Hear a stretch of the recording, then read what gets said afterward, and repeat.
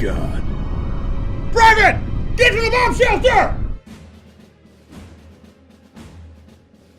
Sullivan, are we up to date on supplies, Private? Sir, yes, sir. We have a full 30-day supply from preparewithcrowder.com, sir. A 30-day pre-made supply food kit? That sounds like a ripoff, Sullivan. Sir, no, sir. Thanks to preparewithcrowder.com, we got 30 days with the food. Shipped free, $99. Thanks to preparewithcrowder.com, that supply was shipped 30 days, $99 free. Why, that does sound like a good deal. You might not be totally useless after all. Tell me, does that kit include the broccoli cheddar cheese soup I love so much? Yes, sir. Right here for you, sir. And how about those dehydrated bananas and oatmeal? Sir, yes, sir. Right here for you, sir. And how about that chocolate pudding that's better than store-bought? Private? I eat pudding, sir. You what? I eat pudding in French for places, sir.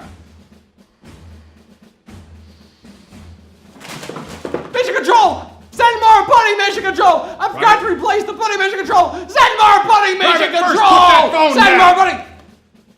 Now come over here, Private. Get yourself together! Now go and replace that chocolate pudding.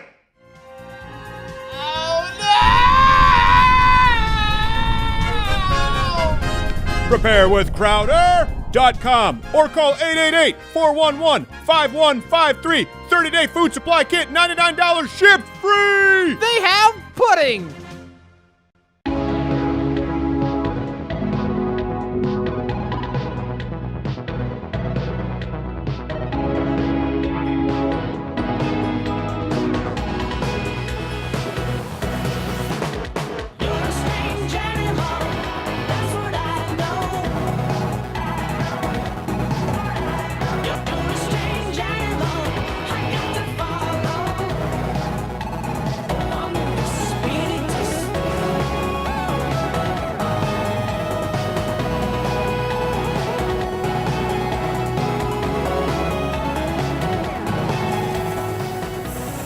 That's the ancient art of kata. By the way, for people, before you complain, this is unloaded. I was showing my producers here. I did a trigger job on my Ruger SP101. Fantastic firearm.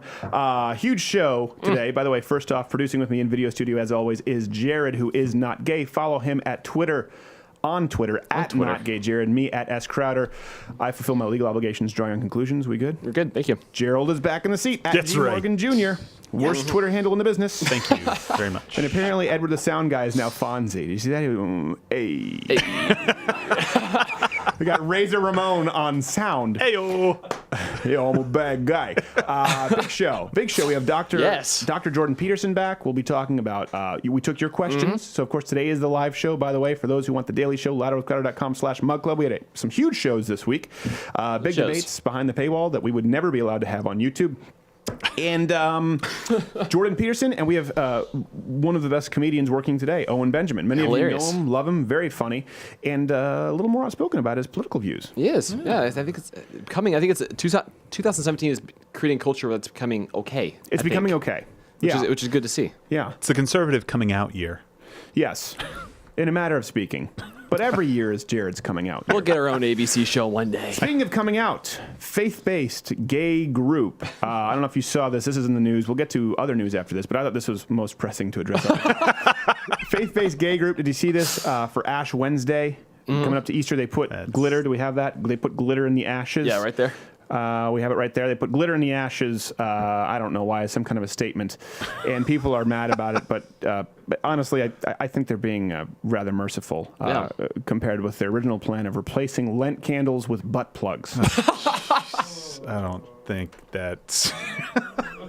Welcome to Thursday. Yeah. Welcome to Thursday. So now let's get to real news. Valerie Jarrett. Did you read about this? Valerie Jarrett is moving in with the Obamas. This was a big thing. Was trending all day today. Valerie Jarrett is moving in with the Obamas, the most trusted senior advisor, moving into their D.C. home. And this is because there's speculation they have a plan to enter sort of liberal politics and create these think tanks. You know, the only thing worse than a Jimmy Carter presidency is Jimmy Carter post-presidency. Yes. Exactly. I think that's Rush Limbaugh who said it. I don't know who says it. My dad says it all the time when he's yelling at the TV without pants. His post-presidency! Nice. So Valerie Jarrett, by the way, whose family we know are open communists from FBI documents. This is important to note. Valerie Jarrett's daughter was also recently hired by CNN to cover Trump and the Justice Department. Did you know this? So Valerie Jarrett, moving in with the Obamas, Valerie Jarrett's daughter hired to CNN to cover Donald Trump. First off, it will make one hell of a sitcom. Valerie Jarrett moving in with the Obamas. That's our communist, noted communist, and daughter working with CNN. And people wonder why Americans don't trust the media these days. We'll get into that more as far as all of the relationships.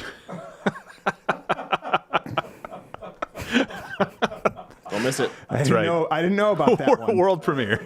World premiere on TBS. They have to compete with Tyler Perry. That's not easy. That's not tough, easy. Tough stuff right there. The lead-in is Medea says, Lord! CNN hires her daughter, moving in with the Obamas. It gets to a certain point with Chris Cuomo, with Wolf Blitzer, Jarrett hired at CNN. You've got to wonder what the hiring practices are even like there.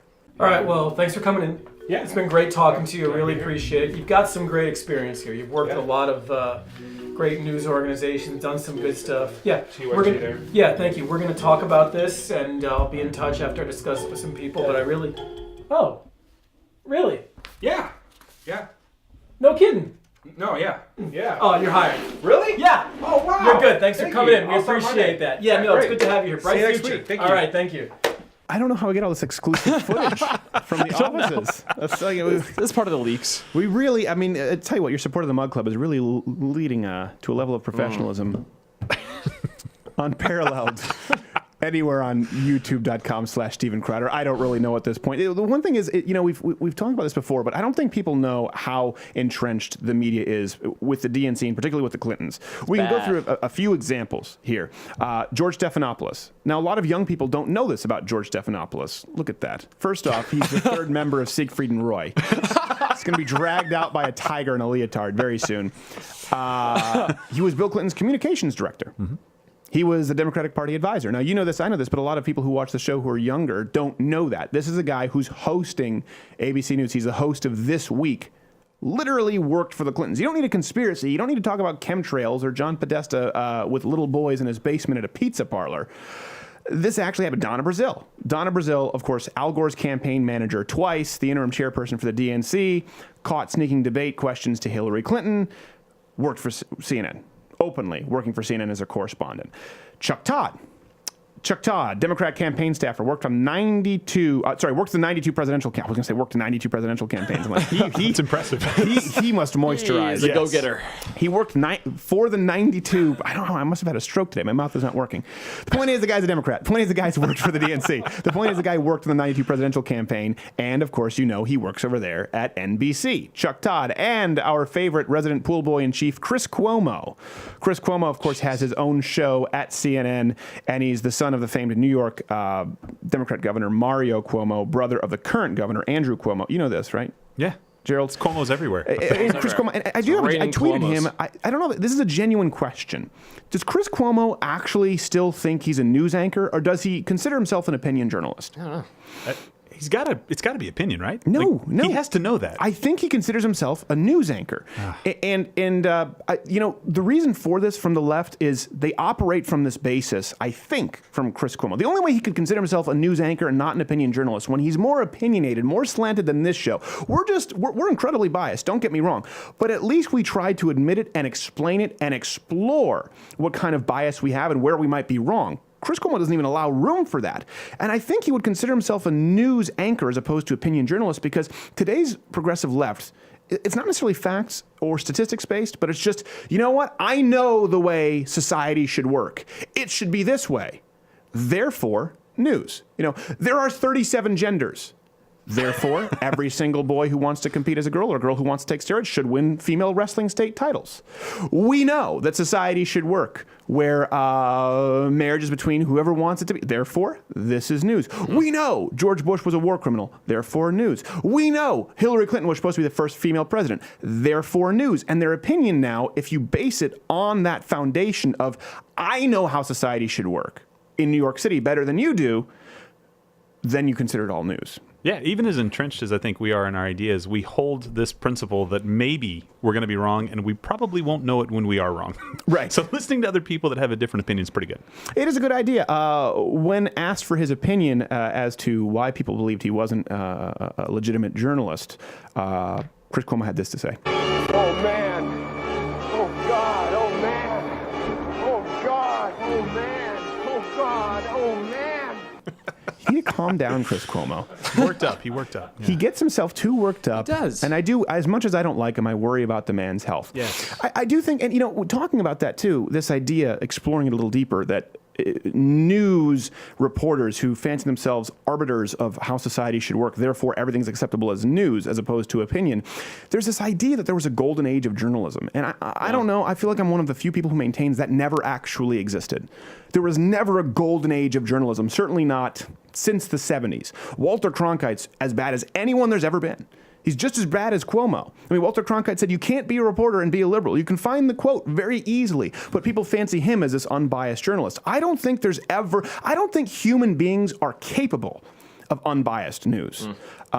This is entirely my opinion. That's why I have much more respect for people who are open about something on which they're incredibly biased and say, this is how I justify that worldview. Because I feel as though Chris Cuomo, Wolf Blitzer, take your pick, they're all trying to justify the worldview. They're all trying to reinforce it, but some do so under the guise of news. Am I alone in that? No, I respect people that give me an opportunity to see a reasonable case made for somebody else's opinion, even though I may disagree and think they're idiots. Yeah. But it's a reasonable presentation, not like some nut job on the left or the right.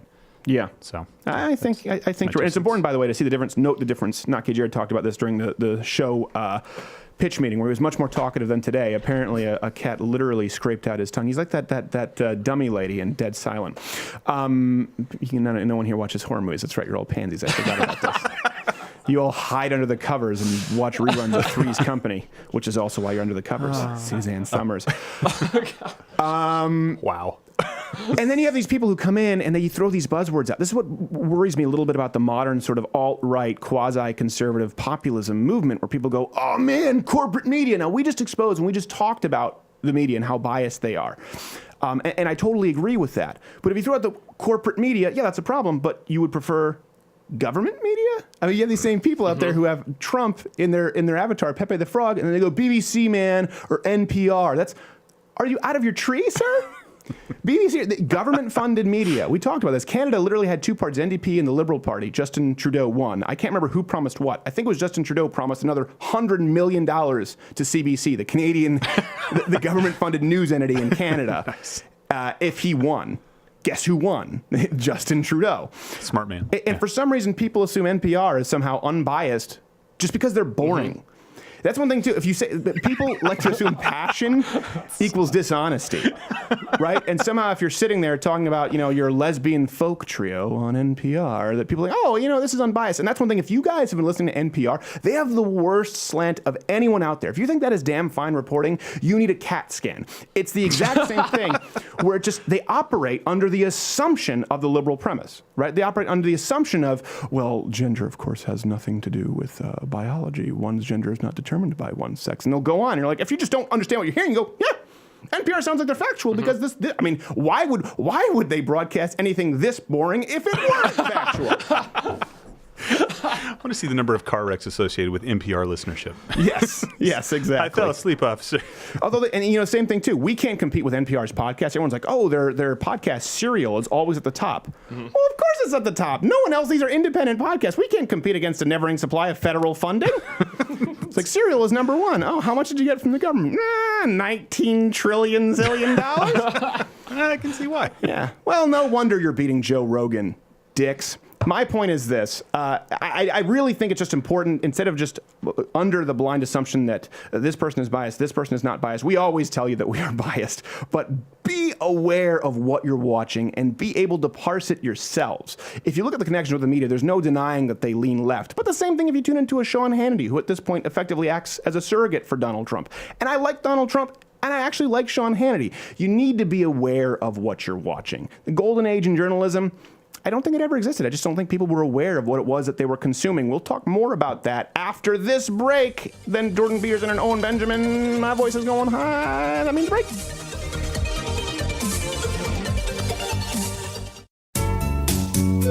Welcome to another installment of The Reasonable Conversationalist on NPR.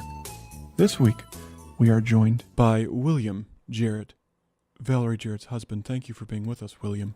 Thank you for having me. Now, William, of course, you've been working with your wife in politics for years on the equal rights on which we all agree for the LGBTQAI community, correct? Yes, that's correct. Fascinating, and truly is a civil rights struggle of our time on which all Americans can agree. How can we best move forward, of course, in assuring that none of us will, for example, misgender one of the current 57 available offerings? Well, I just think that you should probably ask them what they prefer to be called. Well, that sounds entirely reasonable. Join us again next week for another installment of The Reasonable Conversationalist on NPR.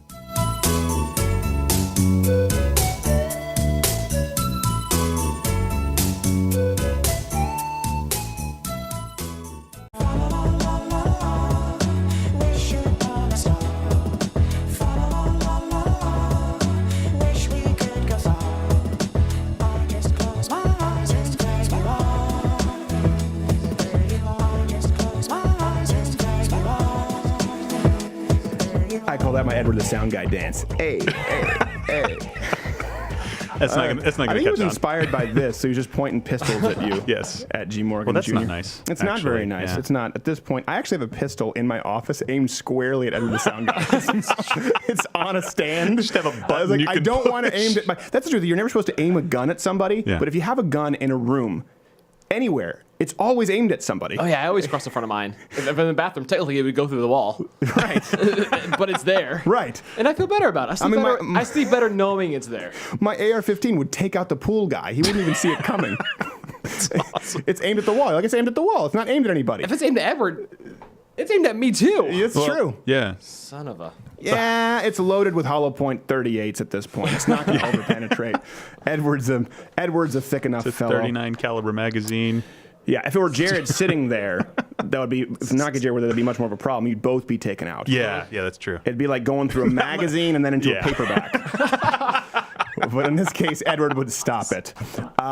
Speaking about the media, and listen, I'm amazed if the media wants to talk about, being banned, right? CNN, they were banned. We'll talk about that later. I'm amazed that there's no commentary right now on this from Europe. Do you see this with Marie Le Pen? Oh, jeez. So Marie Le Pen, France, obviously, listen, undoubtedly a flawed human being, Marie Le Pen. So first off, don't expect us to defend everything that Marie Le Pen has done.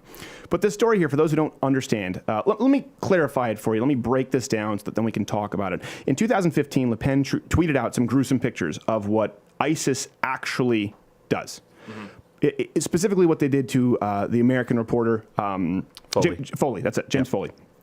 So the socialist left in European Parliament just voted to retroactively. Now there's immunity, I guess, applied to certain people, to politicians, where you're not allowed to post certain kinds of images. Basically, it's an infringement on free speech. There is an immunity that applies to certain politicians, to certain figureheads in Europe. Okay, so this applied to Marie Le Pen. It applied to Marie Le Pen in 2015 when she tweeted these images out. European Parliament elected to retroactively remove her immunity so that they can now prosecute her for a crime in 2015, which was totally legal in 2015. And what was her crime? Free speech. Free speech. Tweeting out something that actually happened. They weren't classified pictures. They weren't anything like that. It was public. Yeah, they weren't classified pictures. Yeah. You could actually find the images on Google. She didn't know who it was at the time that she was tweeting out. And when the family contacted her, she immediately removed it. Right. So she did everything right, it seems. Well, and listen, and again, she's a flawed person. I don't know where her heart was with that, but she has a real problem with Islamic terrorism, as do I, and she was trying to showcase them for the evil that they are. You'd be in jail. Yeah, I would be in jail. Definitely would be in jail. Well, if I were in Europe. Yeah. So let's apply this to the United States. And again, you have the media with CNN, and they were furious that they weren't allowed into Trump's impromptu press conference. He called it an impromptu press gaggle. And I talked about that Monday. Have a problem with it. I think CNN is incredibly biased, but as a conservative, I don't believe that we should be in the business of banning any voices. I want to see more. Rather than banning CNN or Politico or New York Times, I'd love to see Donald Trump keep them there and then include new voices. That's what I want to see. Yeah. So I talked about that. I've tried to be consistent with that. But if CNN is going to complain about not being allowed into an impromptu press gaggle, Let's apply, if this were in the United States, let's apply what this were. Imagine that you, in 2015, committed an entirely legal act, okay? You spoke out. You spoke out and you said something that was unpopular. It wasn't even racist, but it was based on something that had actually happened, a news event that was offensive. Picture this. You did that in 2015. It's entirely legal. Today, because people don't like what you have to say, political opponents retroactively vote to make that illegal and remove your ability to speak freely based on something you did in 2015. Pamela Geller would be in the jail cell before noon. Yes. Yeah. And Like not that? the padded room that No. some would suggest. I actually like Pamela Geller, but when she appears on media, she sometimes she's like, what? Yes. You know what I mean? You're like, whoa. Easy. Calm down, Pamela. Yes. You and Decaf. you and Cuomo need to get in the same relaxation program. Are you amazed that we haven't heard? No one's talking about I'm this. shocked because this is only a political hit job. So you can ask, the European Union can be asked to take away the immunity from anybody who's not performing parliamentary functions, right? If it's an illegal thing. That's what they did. They said this is not a parliamentary function that she was performing. Yeah. She spoke By the out. way, Parliament serves no function. Continue. That's true. So I guess this is an oxymoron. Yeah, whatever. But anyway, she was voted on by political people that are opponents of hers. Right. Of course she pissed all of them off. And of course they're like, well, we don't like you, and this is a really easy way for us to get rid of you. She's arguing, though, that was her fighting. She was just showing is that this is what Islam is all about. This Right. is what this group is about. And now she's paying the price. Well, I think they're thinking, hey, you know what? This broad could win this thing. That's what I think is really going on. Yeah, it just so happens that her numbers are going way up. Yeah. Right now. As a result of this. And they don't understand. It's like they're giving her a gift.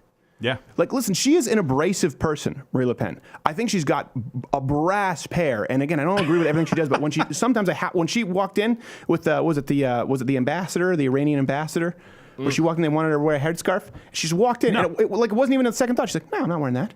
Yeah. Like, you wear? No. You wear or you go home. Okay. Bye.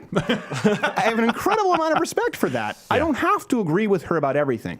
By the way, someone who can be, I'm not saying she's an abhorrent person at all. I'm saying someone, let's say you were to take someone who's like the worst racist in the world. It doesn't mean that they can't be right about something. And I'm not saying that Marie Le Pen is the worst racist in the world. I'm saying even if you don't agree with everything that she has to say, she's not wrong about everything. And in this instance, there are lines in the sand for freedom of speech and for the left to constantly line up against it. You need to see what's happening in Europe. And here's what's so important about that. People say, well, that wouldn't happen in the States. But Bernie Sanders wants us to be like Europe. Nancy Pelosi wants us to be like Europe. Hillary Clinton wants us to be like Europe. And guess what? You cannot remove from that. You cannot extract from Europe just the socialism policies. You can't extract the fiscal authoritarianism while removing the free speech authoritarianism. You can't say, we want to be like Europe and talk about a 70% income tax rate or whatever it is, or talk about what's going on in Norway, or talk about what's going on in Iceland. You cannot say that and then say, but you know what, we want to keep our freedom of speech. Europe as a whole, it's an ecosystem, and because of the economic authoritarianism, it has to rely on cultural authoritarianism. You can't take it. You can't buffet this thing. And that's one thing where a lot of people who are moving along the trail, like, I'm an anti-social justice warrior, but I like Bernie Sanders' socialism. This is where it leads always. Always. You can find me zero historical examples of it not ending this way. And lots of people typically die, too. So This is true. That's Lots of people also bad. typically die. Or Bernie Sanders, breadlines, when you think about them, are actually a good thing. No. No, they're not, Bernie. What do you mean? By the way, did you see Venezuela's down to like the last couple bucks? Yeah. That was in the news. Of borrowed money. Yeah. Yeah. They're using Bitcoin now. Bernie Sanders looking at him going, why don't you just bake up some more rye?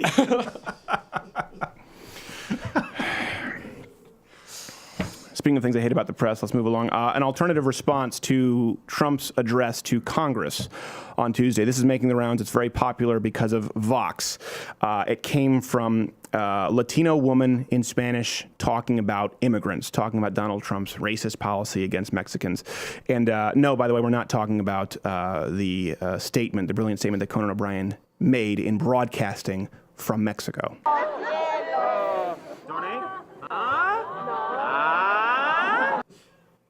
Look at that.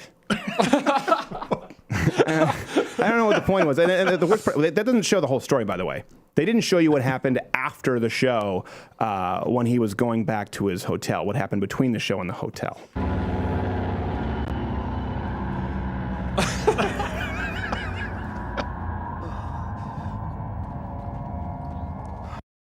We usually have better Photoshop jobs than that. I will say, even for us, I need to formally apologize. Jeez.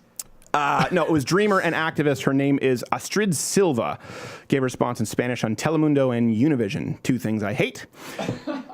As a dreamer, she wrote this, and the left is hailing this as a bold message for Latinos. She wrote, "In this country, there is no space for discrimination, racial profiling, or persecution. But sadly, this is what the Trump administration has brought forth for Latino and immigrants." Does anyone want to take a crack as to why this is false? This is too easy, right? Like, I feel like this is a trick question. It's not a trick question. It's not a trick question. Oh boy. It's not like Common Core math where it's like, what's 2 plus 2? And you're like, 4? apples. Like, it's 492, bitch. No. Show your work. Yeah. They're saying he's against Latinos and immigrants. Let's think. Hold on. Let's think for a second. It doesn't seem like Donald Trump hates immigrants because his wife is an immigrant, and he has plenty of immigrants who are either married into his family or immigrants who he works with. He seems to have a lot of respect for immigrants. So let's think. If it's clear that he doesn't necessarily hate all immigrants, what is the problem that he has if he's talking about building a wall in immigration policy? Can anyone think about it? Send us your comments right now. Tweet me at @SCrowder. Could it be that there's some sort of a delineation, perhaps? I'm going to keep doing this until someone pipes up. Apparently, Jared and Gerald are asleep. I'm gonna take a stab. Risk here. I'm gonna guess there's a delineation between legal and illegal immigrants. Oh, There you go. I I know. waited so long, and I knew the answer the whole time. It's science, bitch. It is remarkable. This is a sleight of hand you see from the left all the time, and they continue to do it, and people aren't buying it. It's like, Donald Trump hates immigrants. Here's the deal. Donald Trump came out and he made some comments about Mexicans at one point that were poorly worded. They're not studying their best. They're studying rapists, and it's like, Jeez. Okay, Don. And I know Donald doesn't mean to say that all Mexicans are rapists, and that's what they tried to run with. But it was poorly worded. Rather than jump on that, now they're going, he hates all immigrants. So they've squandered the lead that they had because people are going, well, hold on a second. He clearly doesn't hate all immigrants. He just has a problem with what illegal immigration. Hold on a second. I voted for Hillary, but yeah, I don't like that either. I don't like illegal immigration either. Is it me? Am I racist? Neither did Obama like 6 years ago. No, 6 years ago. It is the fundamental delineation. And this is why you just throw it out. It's really easy to end this debate when this happens. It's really, you don't need to get into it. Unless you accept that there's a delineation between illegal and legal immigrants, don't even engage in the discussion. When someone says, well, Donald Trump hates immigrants, or when they say, well, building a wall is anti-immigrant, just say, no, illegal immigrant. Yeah. People aren't illegal. Okay, you prefer the word criminal? Criminal immigrant, yes. That could work. That's what they say, right? They're like, people are not illegal, acts are illegal. Okay, illegal acts committed by a criminal. Well, you said this last time we were talking about a year ago. Not in Trump, but we were talking about it in general. You said, look, we're either a nation of laws or we're not. Right. One way or the other. Pick. Yeah, pick. And while we're at it, while you pick, we found this public service video, a children's video actually, which hopefully will be able to drill it into your noggins, exactly how to make the delineation between legal and illegal. I hope this is informative.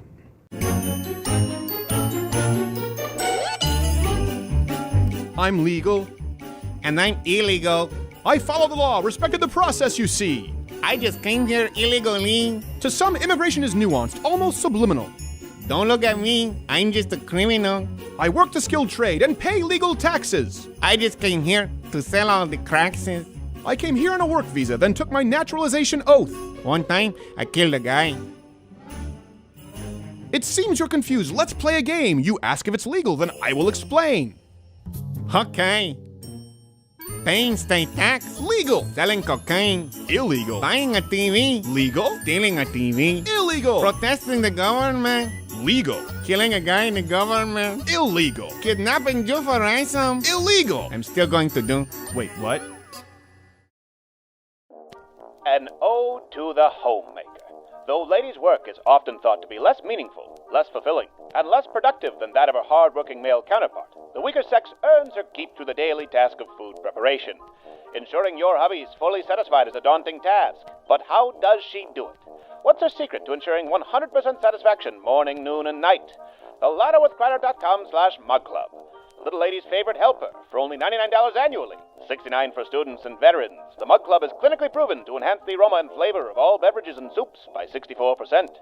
No more fat lips for you. You too can enjoy these clinically proven results, as well as daily programming at louderwithcrowder.com/mugclub. No more fat lips.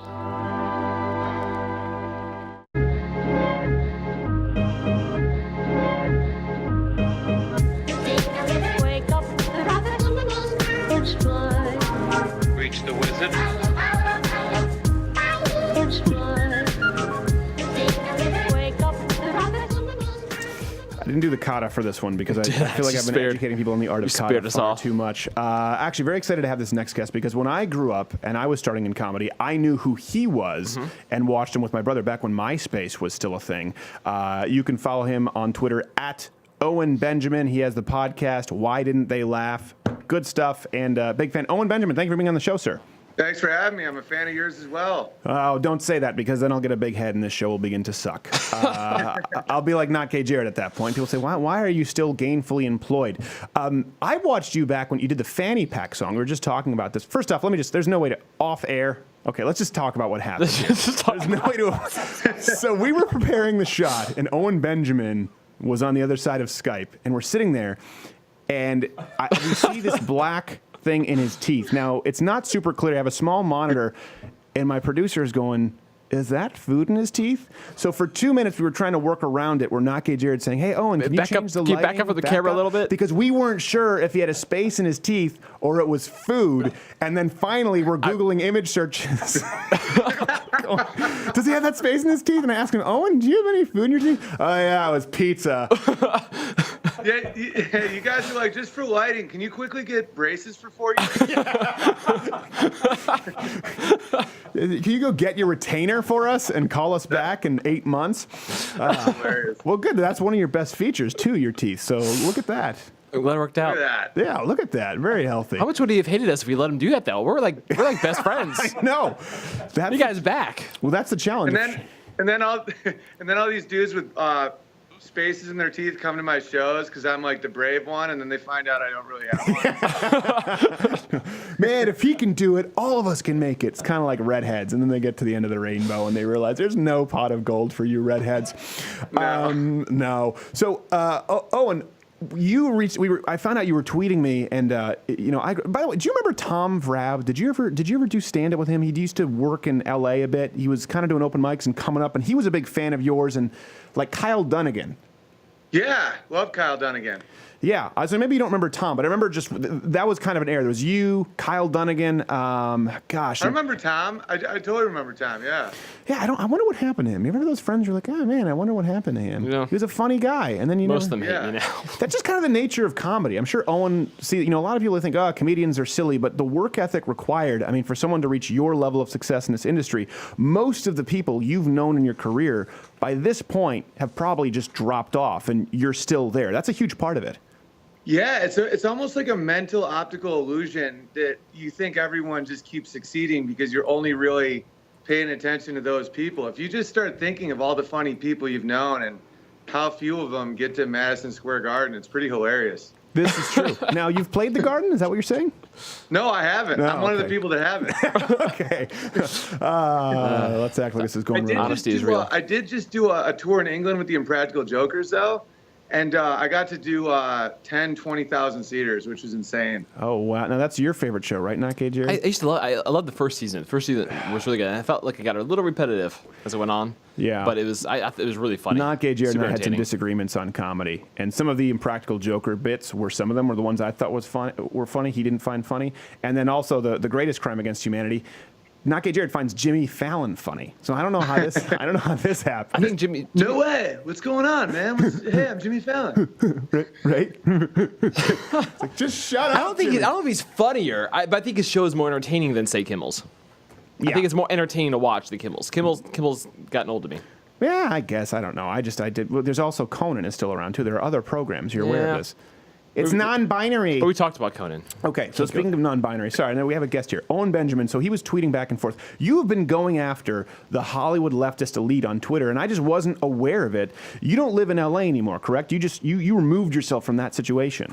Yeah, because I had a baby, and I just it's just safer here, and it's closer to family, and I just I like it up here. But I always have been. I did a tweet a few years ago where I'm like, I came to LA a liberal and now I'm a conservative and none of my opinions changed. Right. Yeah.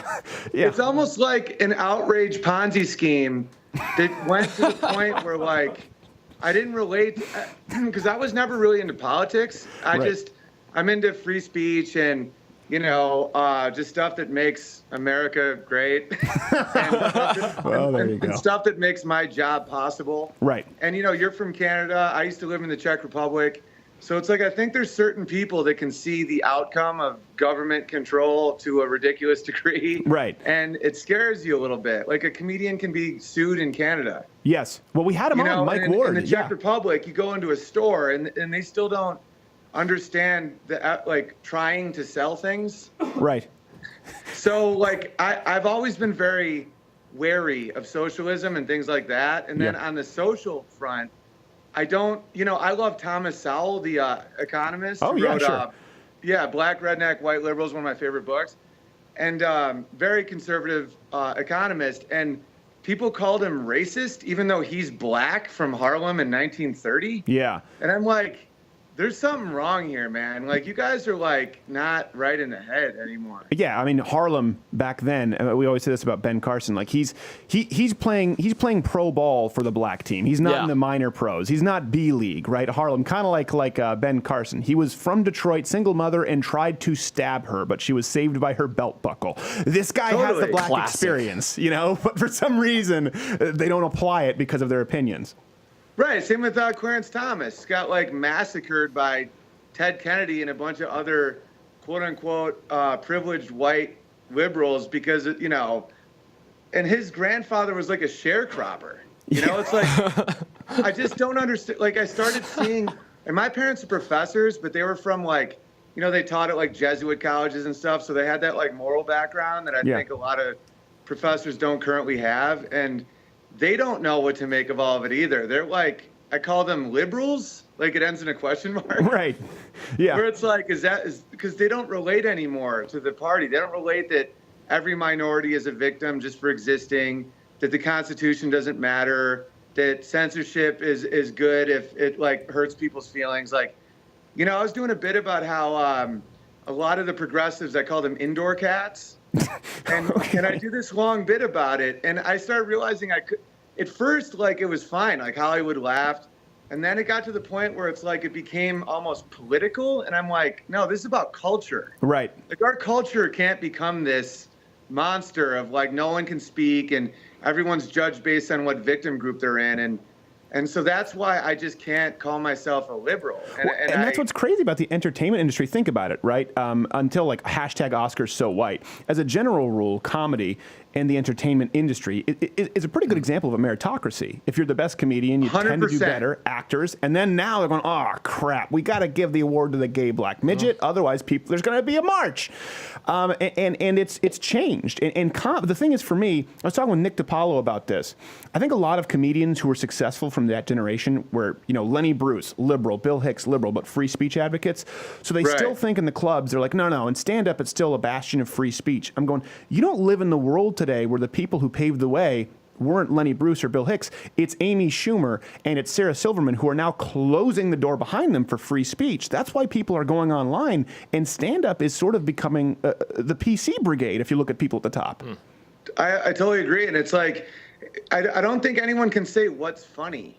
Where it's like, oh, that's not funny. It's like, I'll show you 1,000 people laughing.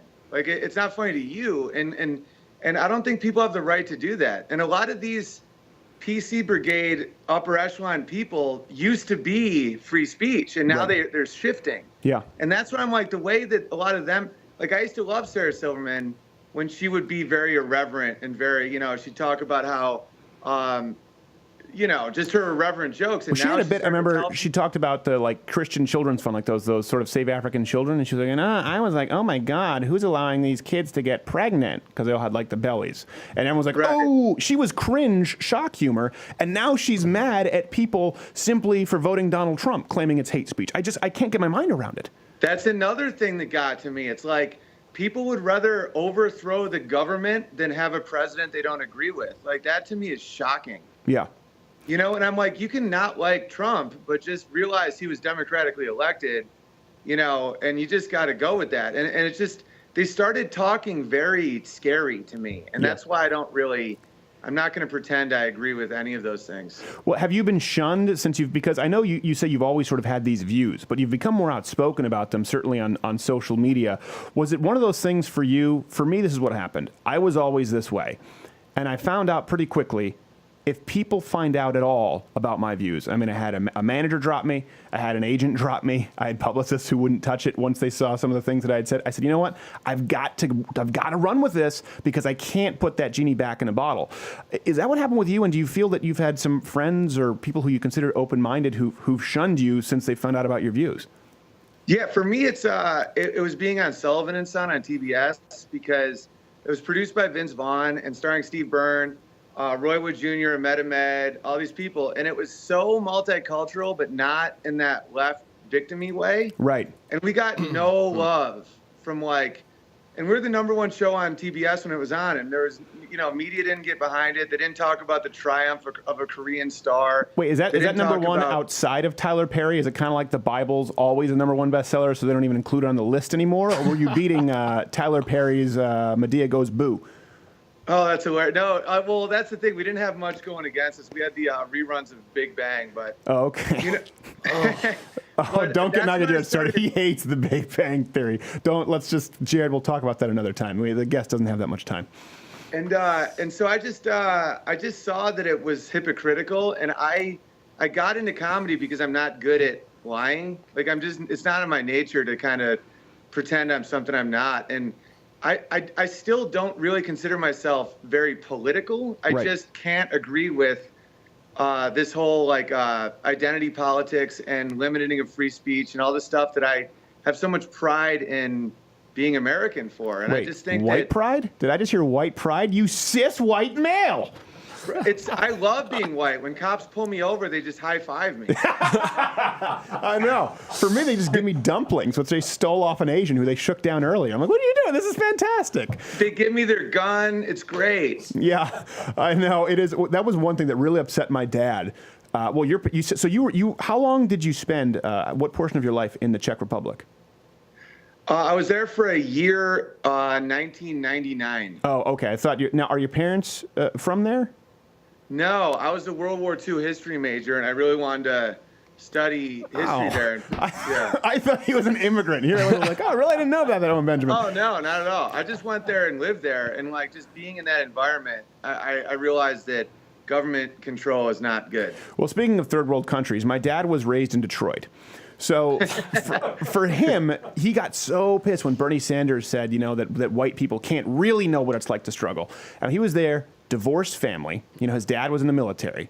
So not a wealthy family by any means. In Detroit proper, by the way, in the area that people like to claim they're from. He was actually inside of 8 Mile in Detroit proper.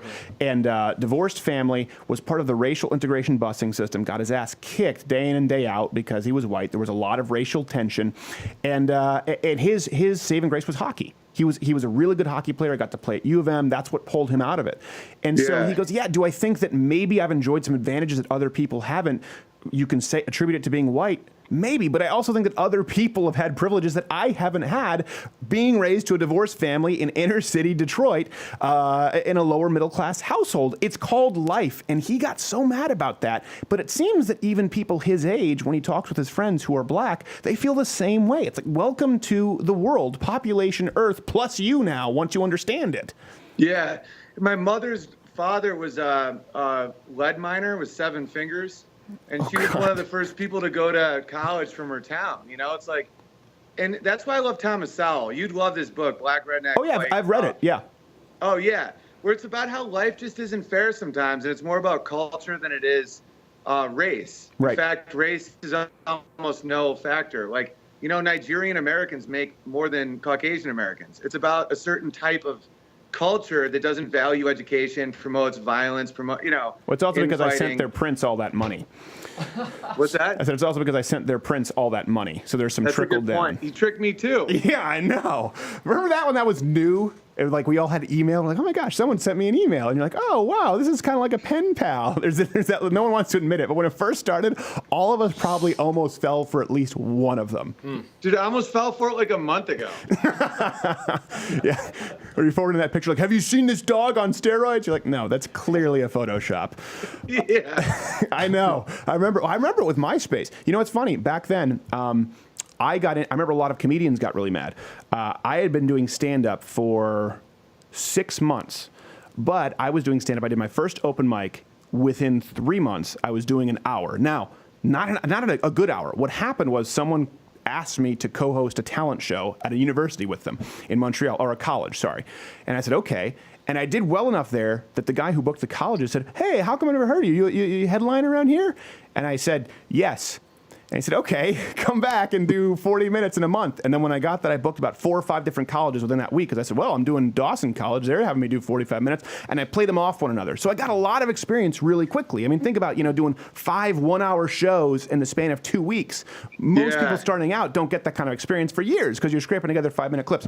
So this is before MySpace. I put my stuff up on MySpace, and a talent scout had no idea who I was, said, hey, do you want to audition for the Just for Laughs? And I did, and I got in.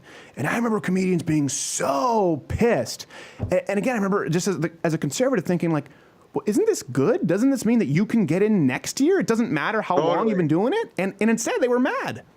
Yeah, it's like this zero-sum game mentality that, like, it's almost like the race to the bottom type thing where it's you almost latch on to the least talented people because it makes you feel better about yourself. When, like, I always liked friends that were very successful and did well because I fed off that energy.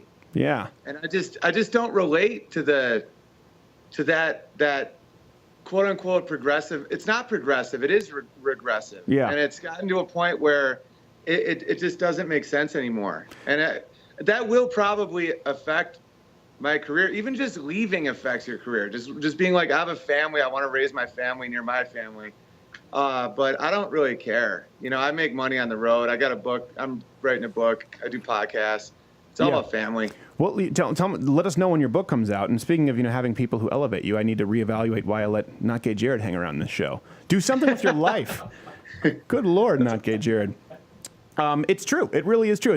And there's this there was at one point, and I felt this way. I don't know if you felt this way. It was hard for you leaving Los Angeles. And I think it's a smart decision, raising a family, getting out of the intolerance. But a big part of stand-up comedians, right, their identity is in stand-up. And so there's like this hierarchy, like, man, if you're not on the road grinding out with clubs, whereas most of them would rather be Bill Burr doing giant theaters, not having to do that. Or have a career like you have, where you have a sustainable audience. But there's this idea that unless you're sticking, like, this is the only pure form of entertainment. And I think that's changing a lot. Like you said, you can do podcasts, you can do things online where you don't have club bookers or show bookers with stand-up. It has become so vanilla to me when I tune into a comedy showcase on television. I can almost, if there's going to be a political joke, I can tell you exactly what it's going to be, and I can tell you which subjects they'll touch on to be politically incorrect while avoiding the real subjects they're not allowed to talk about. Is it just me when I watch those? No, you're 100%. And conservatives seem to understand business better when it comes to that's a disadvantage in business. Anytime you're not going for funny as possible, that means there is a market opening up because you're not trying to be funny. You're trying to appease some overlord, Right. So that's why I don't mind appealing to the audience that I want to appeal to and then just finding the shows that, I can get. It actually pays better sometimes. Yeah, it does. Once you free yourself from the ego of like, yeah, but if I leave LA, I don't have all the cool kids. You know what I mean? There is that part, I think, for a lot of people that's really hard to do just to get out of it. It's like the mob. I know, but the weird thing is, though, is they're still, like, the good ones are still my boys. Like, right. And you tell who your friends are by that, where it doesn't really matter how you feel about, like, okay, here's a perfect example. Your ability of debate, like, I don't want to blow up your head, but my dad teaches debate. Like, he's a rhetoric professor. Okay. And it's like, you're just crushing. Like, I listen to you with Michael Ian Black, and I'm like, any moderator knows Stephen won. Like, there isn't even a debate. And I'm like, I always thought the left was the one that had, like, science and logic, and it's becoming absolutely not that at all. No, and with Michael Ian Black, I will say it got more heated than I would like, and we'll have him back on the show. But I really honestly, if you want to talk about debate, look to someone like Ben Shapiro. He's amazingly skilled. I will say this for sure. I genuinely, Not Gay Jared knows this. When we have someone on who I disagree with, I do research to see what their views are, and I genuinely try and conduct a debate. First off, the rule is Not Gay Jared's not allowed to jump in at all. no one else. It's like, it's not fair to doggy pile. That's my rule. He can't bring up something for me and research it, and be my never-ending assistant. It just is me and that person. And I genuinely am trying to get to the truth, because if I'm wrong, I want to know it. And if you listen to some of our debates, there's been some common ground that could be found, but not with like Christopher Titus, where it was the gun debate, and he's like, why don't you care about dead kids? Or Michael Ian Black going, isn't one rape too many? One rape is rape culture. Like, that's not the same thing. It's the worst possible straw man you can possibly do, where it's like, that's why I'm having a hard time with that side, because it's like, it's almost like they're not trying to learn, they're trying to win. Right. And I want to go into a debate where if someone makes a great point, it's like, oh, wow, thank you for clearing that up. Right. Like, I was making a horrible mistake. Yes. Yeah. I was wrong. Like, You're correct. I might be a homosexual. Thank you for making me aware of this. Yeah, like, I didn't know that those stats were the stats. Like, I thought 1 in 5 women really were raped on college. It's like, really? Perfect one. Perfect one is wage gap. Yeah. Like, I really thought that wage gap, and just like a bunch of people thought that. And then when you actually break it down, there is no wage gap. That isn't factoring in having children and like child rearing and like, that's so intellectually and choice dishonest. Of career. Yeah, here's the thing, and then we do have to go. We'll have to bring you back. But here's something that for me, that's the start of the issue, right? I found out, okay, wage gap is a myth. So for me, that's where it starts me on the trail going, but I've heard Barack Obama, our sitting president at the time, trot this out. Does he not have access to Google? Or is he lying? That's what got me paranoid. Yeah. I'm like, do they knowingly do this? Right. Because I've made him, like, my motto is I might be wrong, but I'm not lying. Right. Yeah. And I'm like, if he knew it and did that, that's such divisive, evil stuff.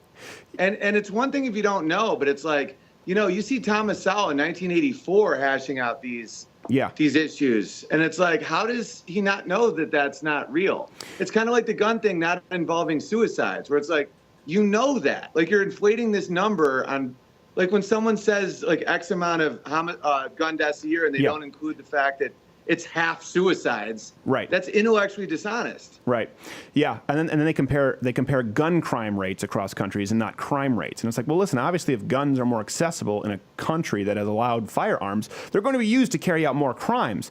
But that doesn't mean that the crime rate is worse or the homicide rate is worse, especially when you eliminate gang violence, because listen, we have different cultures in the United States. It's not the same as Iceland that has half the population of Rhode Island and is entirely homogenous. You can't really compare them, despite what Bernie Sanders says. Anyways, I could go on all day. Owen Benjamin, at Owen Benjamin on Twitter. What's the best stuff for people to find on you? My website is hugepianist.com. That's where my touring schedule is, and I'm in Vancouver next week, and I'm all over the place, so hit that up, because I'm tall and I play piano. So make sure you spell it right, though, or else it's a weird... Otherwise, it takes you to a site, and that is not Owen Benjamin. Hugepianist.com, as I think many Americans say, pianist, but we haven't spent a year in the Czech Republic, so we're not as cultured. Nope. At Owen Benjamin, thank you so much, brother. We'll have you back, and we have to be back after this. Stay tuned. Thanks for having me.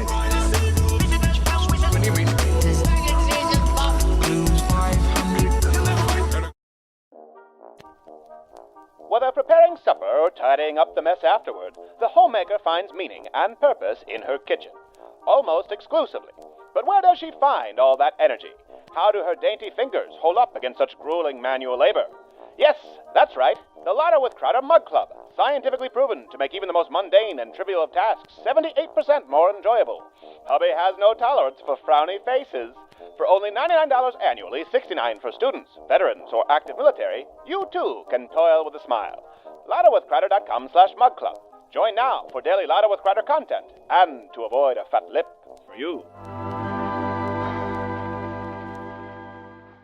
Always great to bring back the family values with those old classic commercials. Classics. Take them out from the vault right next to Walt Disney's anti-Semitic corpse.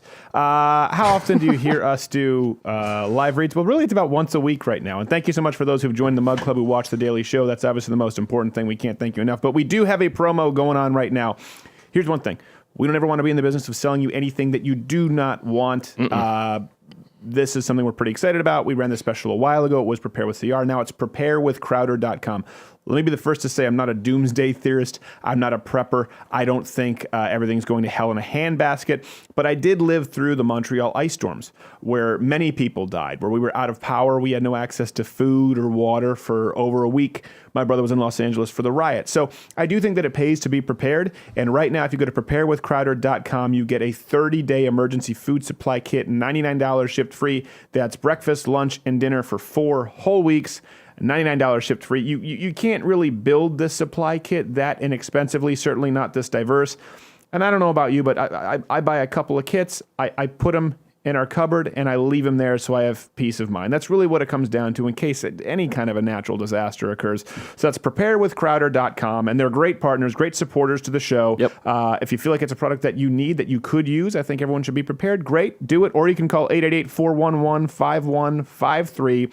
preparewithcrowder.com, 30 days, $99 shipped free, and limited supplies. We did it for a while back, and it ended within the month because we sold out. So thank you so much for your support. We'll be back after this. Jordan Peterson.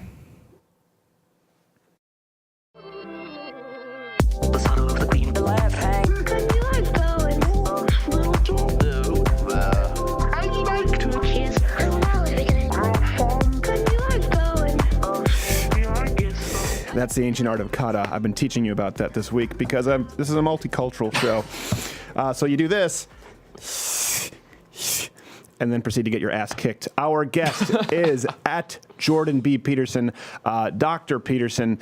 He has been in the program before, and I mean, so many accolades we could toss here. You've just your I guess the public awareness has gone up like a rocket ship since we last had you on. Dr. Peterson, what's that like for you? You're notorious. Well, it's busy. Yes. I mean, it's interesting. I'm not exactly sure what to make of it. One thing that has happened, though, is that I now get up at 5 a.m. and start working, because in order to keep up with this at the moment, that was pretty much what I had to do. I'm a curious person, and, well, people have probably already figured that out. Yes. I didn't mean that I'm curious in the eccentric way. I mean that I'm curious about things, and so I'm very curious about this. It certainly wasn't something I expected.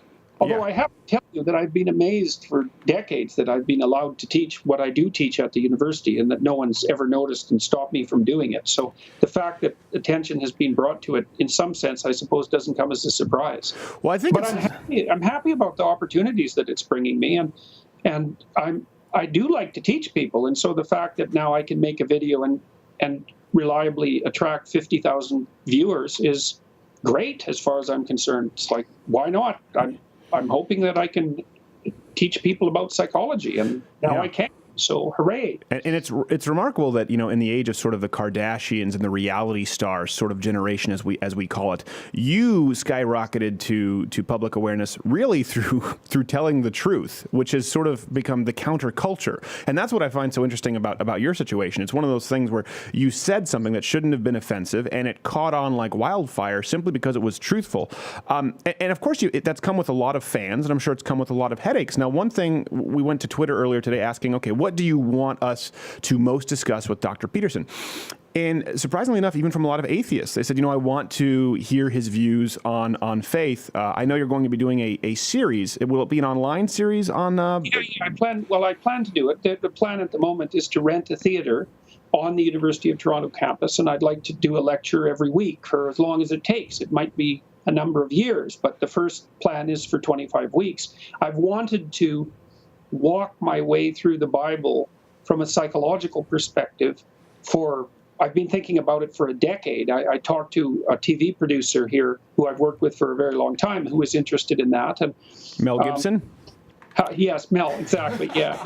Thank you very much for that. So just figured we'd end your career right now, just dead on arrival. Yeah, so I mean, I've spent a lot of time on many of the ancient stories in the Bible, trying to understand what they mean from a psychological perspective, and this would certainly provide me with the necessity for doing that.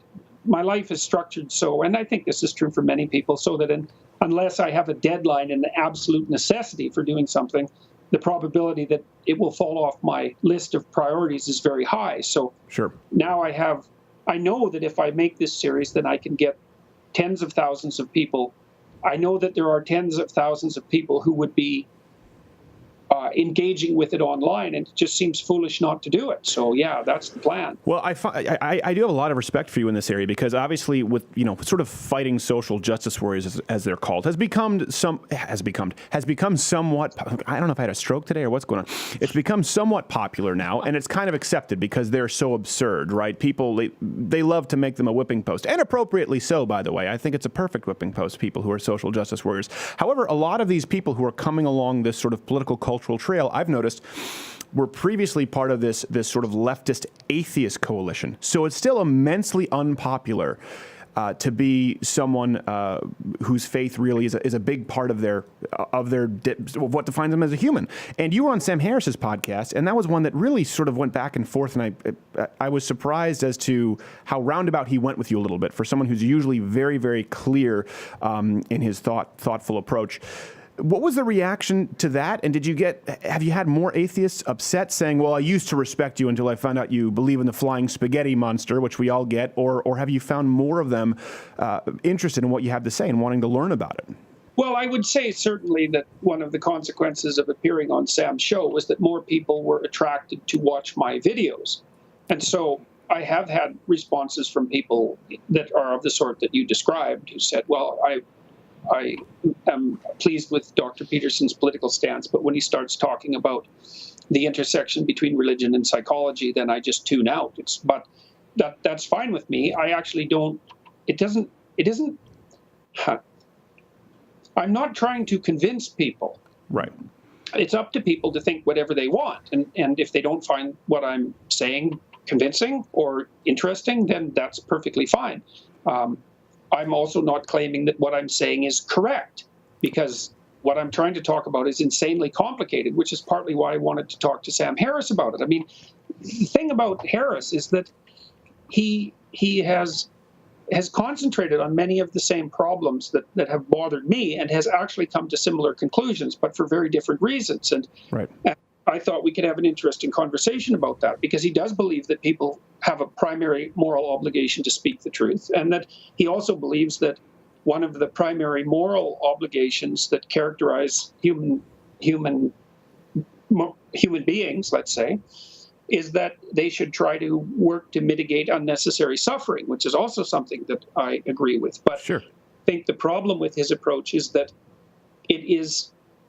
I don't think that what he's promoting is grounded deeply enough to have the kind of power that's necessary to make it manifest itself properly. Yeah. And I also think that Harris and Dawkins, it's quite funny because they just talked to each other very recently.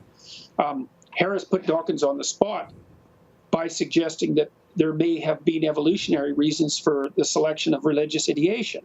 And I actually happen to believe that. I think that both Harris and Dawkins, and this is mostly at Dawkins' feet, has never taken the fact of the prevalence of religious thinking with the sort of seriousness that an evolutionary biologist should. That's interesting. Because religious thinking is a human universal. Sure. And not only that, it's how we thought, it's how all of us thought all the time, roughly speaking, before the scientific method was invented. And so for the vast majority of our evolutionary history, the essential way that we oriented ourselves in the world was indistinguishable from the religious, and it worked. Right. So, because here we are, after all. And we're also fascinated, most psychologists, with sort of these evolutionary, psychological coping mechanisms. And so I would imagine that an atheist might sort of toss that out, maybe as a smokescreen, that, well, it's a coping mechanism for what we don't understand in the physical world. Sure. Well, that's what Freud said, roughly speaking. Right, but it's interesting that, like you said, that sort of the most prominent atheist thinkers, or certainly speakers, I don't know if we'd call them philosophers, I don't know the proper terminology necessarily, it's interesting that they really don't touch upon that a whole lot. I mean, I've read Dawkins, I've listened to Harris quite a bit, and it surprises people, often being a Christian. And I do think that you're part of, I would say, sort of a new wave, where I think that a big reason for this culturally is there was Sam Harris, there was Richard Dawkins, and then there were people out there who would just say crazy, outlandish things on behalf of Christianity. And I don't know if that's because atheists sort of kept people like you from the podium, or it's just that the craziest Christians sometimes grabbed the podium. But this thoughtful professorial approach, which really was the norm in Christianity, if you go back to C.S. Lewis or Chesterton, right? This is not a new way of thinking, but it certainly has been absent for the last several decades. And it seems like you're part of a new wave who might usher in a new era of critical thinking for Christians to discuss with atheists alike. Do you feel like you're a part of that? Well, that would be lovely, I would say, because it's certainly something that I'm interested in. I mean, I think that there's a very profound discussion that has to be had between evolutionary biologists and psychologists and people with people of deep and profound religious faith. Because I think the evidence that there are elements of religious phenomenology that are rooted in our biology is absolutely overwhelming. So, for example, you can reliably induce experiences that people characterize as religious with hallucinogens like psilocybin. Right. And it's extraordinarily well-documented evidence of that, particularly in recent years coming from Johns Hopkins, a very reliable and conservative medical hate group, to hear Jess Herbst, transgender mayors of New Hope, refer to it. Johns Hopkins, a hate group. It's well known. Not real doctors, what we were told. Exactly. Only a hate group. Exactly. Yeah. But the researchers there have shown that people who have who are given psilocybin, for example, a very large majority of them report extraordinarily powerful mystical experiences that they regard as among the most important of their life. And not only that those experiences have a profound and lasting impact on their personality. Now, I'm not necessarily certain that more traditional religious people are going to be very thrilled with the idea that some of this kind of, at least the mystical end of this experience, can be induced with psychedelic drugs, for example. Be induced with what Not Gay Jared does at a nightclub on a Friday night. They're not going to be thrilled. Right. But the anthropological evidence is clear, that people have been inducing these sorts of experiences and investigating the technologies to do so for tens of thousands of years, and perhaps for longer than that. So it's not something that can be ignored. It's something terrifying, to be sure. Right. Because it's terrifying, the idea that a spiritual experience can genuinely be induced, or perhaps not genuinely, depending on how you look at it, but can be induced reliably with a chemical is certainly, it's You're giving it could give credence to all of those druggies who are like, man, just drop acid. That's how you reach the higher level. And then a cult starts, and Leia Remini has a reality show. Let me ask you this: you're going to be talking about this in your class, going through the Bible stories. Yep. An atheist here on Twitter, I don't have it up in front of me, specifically said your views on these were fascinating, and he really liked listening to you discuss these subjects. So if you're going to go through these stories, for example, I don't know if you go through Daniel in the Lion's Den, through the New Testament. I don't know if you go through Genesis. I don't know exactly what it is. I'll be interested to see when this course takes place. Do you look at most of them literally? Do you look at most of them metaphorically, or do you not touch that at all? You just look at it from a modern psychological perspective. No, that's a really good question. Well, look. When I was a kid, when I was first in university, I had the opportunity to go out to the Edmonton maximum security prison a couple of times with this very eccentric psychologist who taught a course on creativity at the University of Alberta. And well, one moment, who could possibly be sentenced to a maximum security prison in Edmonton? What did they do wrong? They collected them from many places across Canada, and there were plenty of guys in there that you would not want to meet in a dark alley, or even in a well-lit space if you were surrounded by policemen. Right, okay. So, yeah. So, anyways, one of the things that he said in his class was that fiction tells you the truth by lying. Okay, so because, I know. Well, so let's just think about that for a minute. So you think about an author like Tolstoy or Dostoevsky, great authors, or Shakespeare for that matter, and they invent fictional characters, and obviously you can't take a fictional story literally. Right. Okay, but that doesn't mean that there isn't truth in fictional stories. In fact, good fictional story.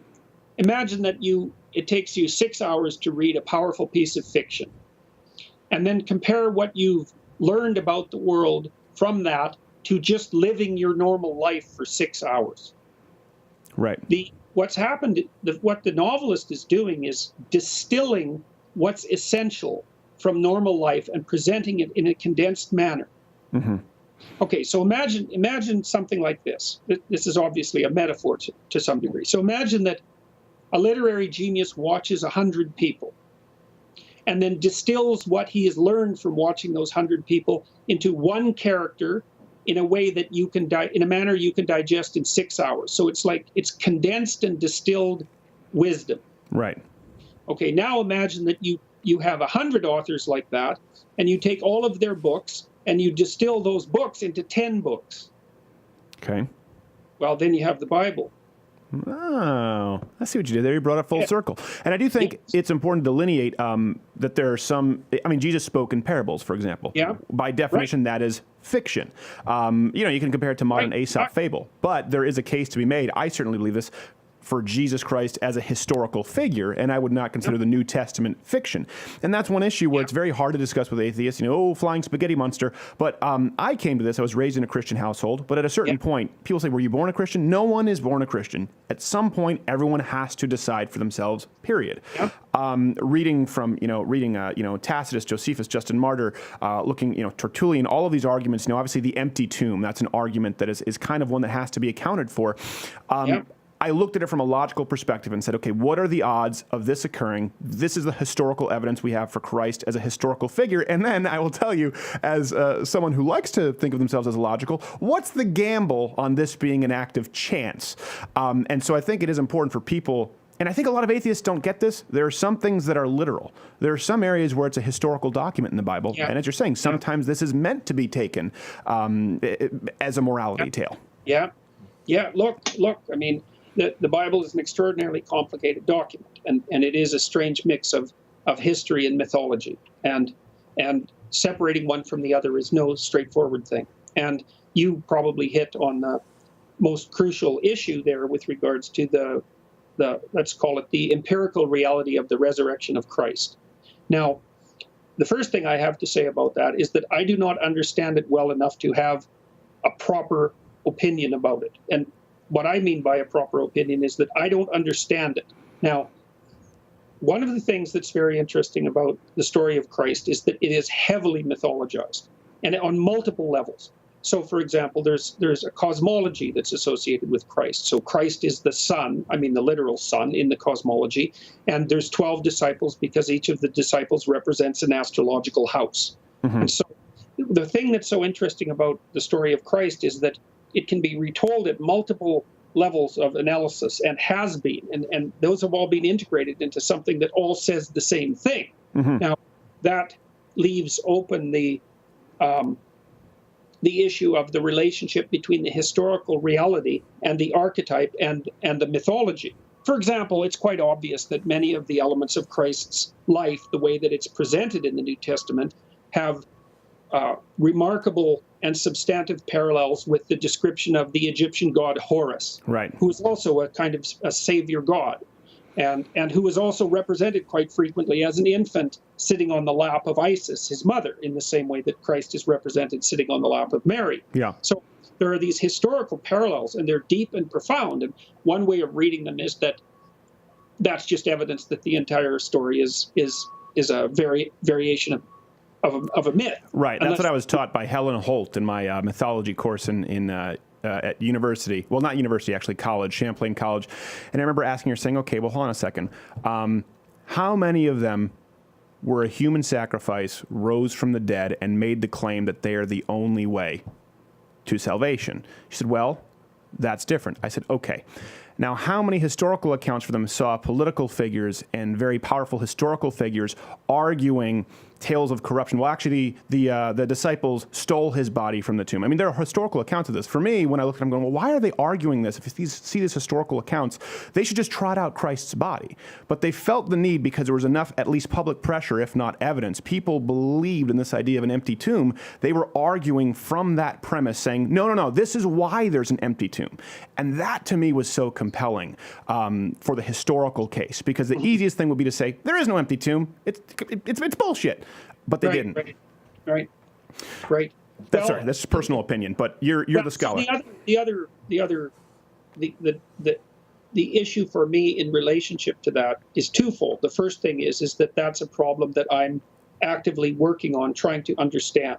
And I hope to do a lot more of that over the next 3 or 4 years, because it's an extraordinarily deep problem. But I would also say that I've understood it in large part in a manner that was offered to me by my understanding of Carl Jung. And so Jung said, so imagine, I made a case that you can think about the Bible as a form of extraordinarily distilled fiction, and fiction in the best sense, in that fiction is a kind of abstraction from reality, like mathematics is a kind of abstraction from reality. And you might say, well, are numbers real? And one answer to that is no. And the other answer is, yeah, they're more real than anything else. And you can make a very strong case for both of those viewpoints, because they're not real the same way like a cup is real, but they're real in the way that allows you to make, like, atom bombs. I love, by the way, that a doctor has a solo cup. You'd expect a mug and a very distinguished pen. It's the thing you use to play beer pong. I have my Louder with Crowder mug at home and use it frequently. Well, thank you very much. I'm glad that you do. It enhances the aroma and flavor of beverages by, scientifically noted, 24%. So we're very proud of that. Oh, that's impressive. Yes. I figured as a doctor that would impress you. I mean, we could talk about this forever. But sorry, we only have a few minutes, so I'll let you have the floor. Okay, well, so I'll just say one final thing, and this is part of the mystery for me. So just as you can think of the Bible as a distillation of fiction, although that's not all it is. Right. You can think of the idea of the Savior or the Redeemer or the idea of Christ as a distillation of what could be the best of humanity. And that's sort of reflected in the idea of the King of Kings. Mm-hmm. So imagine this. Imagine this is what's happened over the course of history. Again, it's a metaphor, but it's roughly speaking, which it'll do to approach the topic. So imagine that you took 100 people and you derived the best elements from them, and you distilled those into 10 people. Those would be admirable heroes. Right. And you could think of them as a kind of aristocracy. Sure. And then imagine that you took 10 admirable heroes and distilled them into a king. And then you took 10 kings and you distilled that into a meta-king. Right. That would be Christ. And that's exactly what happened. And this is speaking strictly from a conceptual perspective. Right. I'm trying to understand a kind of abstraction. Sure. You could say that what's happened across history is that humanity has attempted to produce a vision of the perfect man. And the perfect man would be everything admirable about a human being distilled into a single entity. Mm-hmm. Now, you can see that playing out in the story of the Christian Passion, because what the central element, let's look at it this way. Human beings have to bear a cross. Well, what's the cross?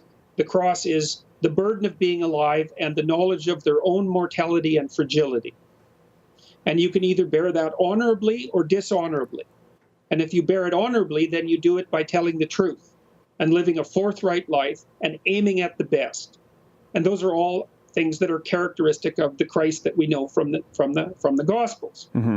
But then, to make that a truly archetypal story, you have to magnify it to its ultimate degree. And so that's also what's happened in the Christian story, because you have the perfect man who's innocent of all things, so that's sinless, who is betrayed by his friends, which is the worst thing that can happen to you socially, and who's then subject to torture and death reserved for a criminal, mm-hmm. right? So it's the most unjust possible sequence of things happening to the best possible person.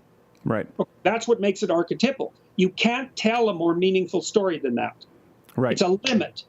The worst thing happens to the best person. It's a limit. Right. You can't go beyond it.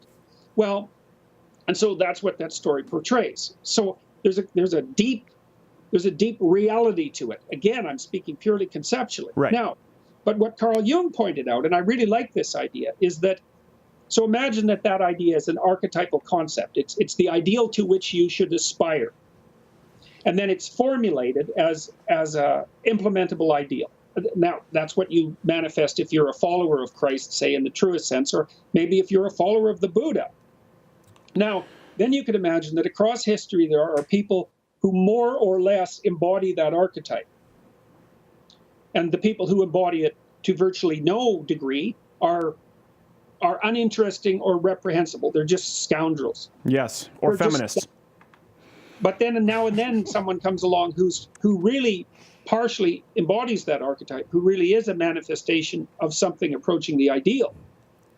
And then now and then someone comes along who really closely matches that ideal. Well, Steven Seagal claims that he's the Dalai Lama incarnate, so there's that. So maybe he's... I didn't know that. Yeah, well, it's Steven Seagal. He's a retard. So it is interesting. It is interesting. He does claim that. It's a hell of a thing to call someone who's the reincarnation of the Dalai Lama. Yes, it would be if that were the case. I could talk about this all day, and maybe we'll do an extended version. We do have other topics to get to, and of course we have several guests today. I do find all that interesting conceptually, and then for me, when it comes down to people aren't willing to live their life or end their life for merely a concept. So again, the historical context. And actually, Gerald, it would be interesting if we had him here for the interview. He had to go to the restroom. When you look at people who were persecuting Christians and then willing to die for something in that lifetime with that's a rarity. And that is something that, again, needs to be accounted for when you can look at it historically and say, okay, these people were willing to die for someone they knew. That's different from a concept, and that's a whole other layer that we can get into, which again, there are several different views that, if you're talking about a tree branch with Christianity, I mean, that's one thing too. It's really, the reason I don't engage in these conversations as much with militant atheists is because they go, well, Christians, and you and I understand that the Christian umbrella is far different from, I guess, atheists, in the sense that you can, Christian, you have Catholic, you have Protestant, then you have Protestant, you have 5-point Calvinism, you have this idea of predestination. And there are so many different variables there that someone who doesn't believe in the Christian faith at all won't necessarily understand or really be able to have a productive conversation about it. And I think this is one where hopefully it's been illuminating for people, and we can bring you back on to talk about it more. I mean, this is something that can occur for hours. It would be nice to continue to develop that, because I would like to talk more about the relationship between Christ as a historical figure, say, as a literal figure, and the mythological representations. It's very interesting. It's something that Carl Jung spent an awful lot of time talking about as well. And his work on that is profound virtually beyond comprehension. Contrary to Freud, who just wanted to screw his mother. Dr. Peterson, where is the best place for people to find you and your self-authoring program, which I recommend to everybody? Well, they can find the self-authoring program at selfauthoring.com. That'll help them write their autobiography and write a plan for the future, which is a very useful thing to do. And I have a website at jordanbpeterson.com and lots of videos at Jordan Peterson Videos on YouTube. There's about 600 hours of videos there for people who would like to watch 600 hours of video. Yes, exactly. Absolutely. I highly recommend it. Who needs a college degree at this point when you can watch 600 hours of Dr. Jordan Peterson? Mr. Peterson, Dr. Peterson, I apologize. Damn, force of habit. Thank you so much. We must go. We'll have you back again soon, sir. Thanks. Really good seeing you again.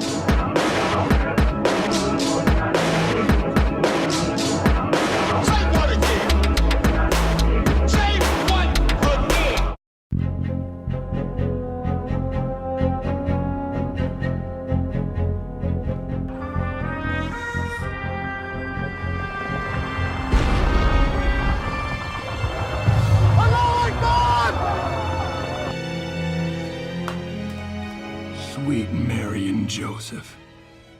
Private Sullivan, get to the fallout shelter!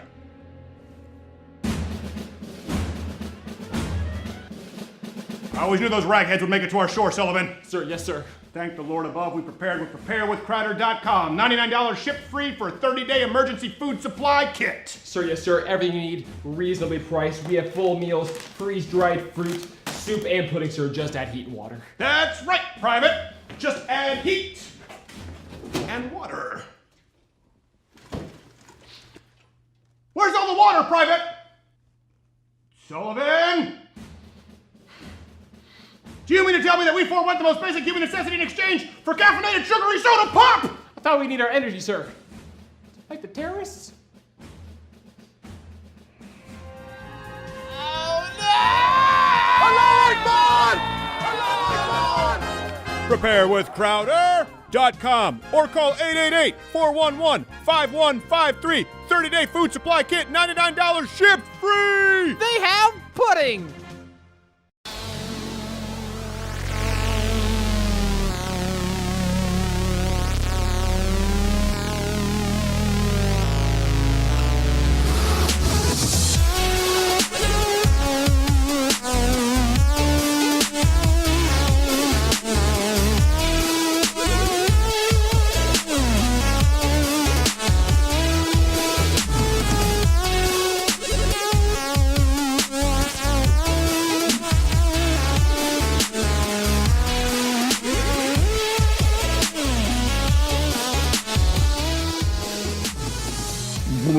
That's underwater kata. For those who weren't aware. I love how we're doing the underwater dance, and Edward, the sound guy's in the background. Just going for it. It's my jam. You don't hold your headphones underwater, Edward, the sound guy. There's no concept of physics or hydrogen. Or imagination. Thank you so much to our wonderful guests, Owen Benjamin and Jordan B. Peterson. Thank you at G. Morgan Jr. for being in. Absolutely, sir. This week. Pleasure as always. At G. Morgan Jr. Hopefully you'll get a better Twitter handle at sometime soon. Nope, probably not. It's like a defiant child. Indeed. Hopefully you'll finish your Brussels sprouts. Nope. Oh, I can see we're going to discipline you.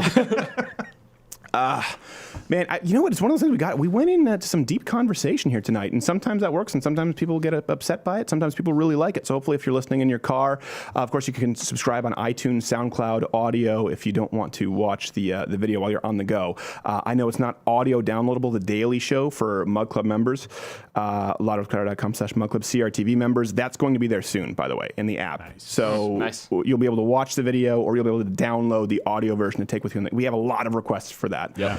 So there is going to be a whole reformatting of the app and the site, just so you know. So the reason it hasn't been trotted out earlier is because we're going to do it all at once. So hang on, Sloopy. Hang on. Sloopy, hang on. Just hang on. It gets better than you know. I'll tell you what doesn't get better. The state of CNN. That is only going to get worse. Yeah. We were talking about this earlier in the show. And it's interesting that, Jordan Peterson and I can have a discussion where we even branch out sort of on the discussion of Christianity somewhat. Mm-hmm. I don't know how much we disagree or agree because we were talking about it more conceptually. But it's interesting that we can have, I guarantee if you were to line up Jordan Peterson, me and Owen Benjamin in a room and actually go through what our exact views are, that we all would have very seriously differing opinions on certain subjects. I actually think that would probably happen in this room. Yeah. Quite a bit. Even though we're all right-wing or more conservative. But I don't think it happens at places like CNN. I think that with this stuff, when everyone's just, when you see someone who's being praised, we talked about, if you just cycle through these stories, when you see how no one at CNN is like, we really should be covering more of the story with Europe and Marie Le Pen, who's having her speech silenced, and no one goes, we should. Mm-hmm. When everyone's saying, it's really brave, this Latino woman, Donald Trump hates immigrants, and no one is there saying, well, hold on, maybe it's illegal immigrants. Yeah. There really is something dangerous. We've talked about this, getting into an echo chamber and surrounding yourself either only with yes men in your own personal life or certainly politically and culturally, surrounding yourself with people, even if they agree with you, who won't challenge you. Gerald and I have gotten some knockdown, drag-out brawls. Mostly about Transformers. No, one was over soccer. That's true. Do you remember? That's true. What was you said a power lifter could run like a faster 40-yard dash than like anybody on the planet, and I was like, what? I said an Olympic lifter. Olympic lift. Yeah, and that's not true. That's not what I said. No, I know. We got to the what I said was Olympic lifters without training. Later, we figured it out. Yes, we forgave one another. Remember, I started yelling. You started yelling. You have no science. Have no science. Because I remember that discussion. We got into a big argument, and it was predicated on the idea that soccer players are faggots. And so, no, he meant fast. He meant fast. That's what he meant. No, yeah. That's not what I meant. But their hair stays in place. I meant fags. I meant men who wear pink jerseys and have buns in their hair. Faggots. So we were talking about soccer. It was predicated on that. And then Gerald said, "They're the most. They're and this isn't even political." But he said they're actually some of the best athletes in the world. And I said, "No, they're not. Some of the best athletes. No, they're not." And please tweet him. Watch. This is going to be the thing that gets the most comments out of everything we've discussed today. That's right. We've gotten into Egyptian mythology, the conceptualization of Christ as opposed to the literal interpretation. We've gotten into Thomas Sowell and what everyone's going to comment. I can't believe that you called Pele a faggot. I did. It's like an old school reference. I mean, you can't even come up with like Rooney or somebody current, No? Faggot, ladies and gentlemen. See, this is the... I'm a Chelsea man anyway, so it doesn't matter. Yeah, well, exactly. Chelsea, Manhattan. That is the area. Man, Chelsea, man. Stop it. Just see what He's happens. only digging this hole deeper. But we had this discussion, and then afterwards we got into a big argument. I went to the bathroom, took a leak, and then I came back. We spent the rest of the night. We were totally fine. Yeah. But we got into an argument over it. And I remember what it was. I was saying, actually, there was a study, the Olympic lifters, which actually you may be right. Some people have tried to say this was a falsified study. Wait, maybe what? I'll give it to you all I'm the just time. kidding. It I might know, be I'm right. messing with you. They said it might be a falsified study, but this was for a long time accepted in sports training that the Olympic lifters would actually outrun some of the 100-meter dashers, or maybe it was a 400-meter, like up in the 10 yards first, like that explosive off the blocks. And it surprised a lot of people, and so they incorporated a lot of that sort of dynamic training into it. And so I was talking about that with soccer, and then we got into the portion where soccer just sucks as a general concept. To conceptualize soccer, sucky faggots. So the point is, we got into this argument about it, but having a room full of people who still feel comfortable questioning each other and fact-checking each other, saying, I disagree with you on that, is a much more healthy atmosphere than I think you even see in traditional media outlets. And you have to ask yourself, we're talking about the golden age of journalism. To take it back to that, well, what do you think changed? If the golden age of journalism, it's the same networks, ABC, NBC, CBS, largely the same corporations, or certainly the same level of power of these giant corporations. So did it change overnight where all of a sudden everyone at NBC, ABC, CBS, CNN, most trusted name, did it change overnight where all of a sudden they decided we're only going to hire liberals to the point where Chris Cuomo will go out there and actually believe that he's a news anchor?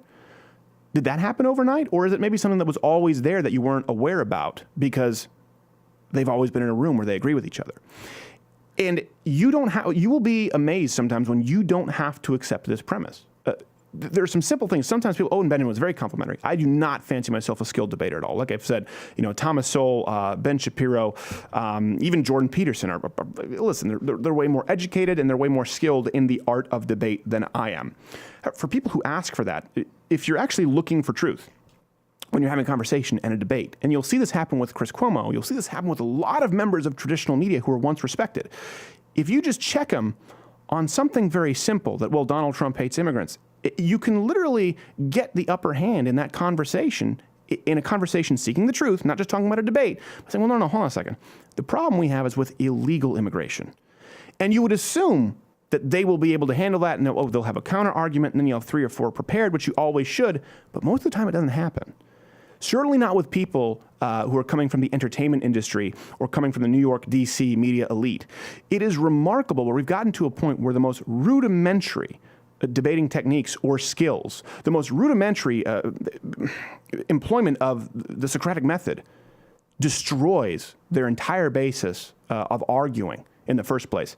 And you're seeing that happen. And this is a really interesting time in history because I don't think that this is the first time people have woken up. I don't think this is the first time that people are starting to be willing to concede that.